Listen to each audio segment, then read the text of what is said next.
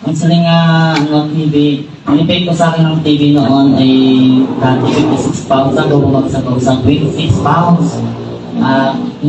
Lahat ng katawan ko hindi makagalaw, hindi makapagsalita, hindi ka kilala, hindi ka kita. Yan yung dati yung effect ko sa akin ng TV meningitis.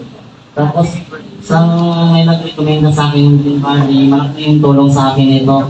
Ang benefits sa Green Valley, parang pag-take ko lang 2 months, maganda yung improvement niya.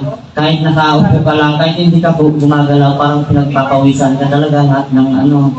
Tapos parang unti-unti ng pinalakas. Tapos, dati talaga parang ginawa ko na itong investment sa katawan ko. Yes!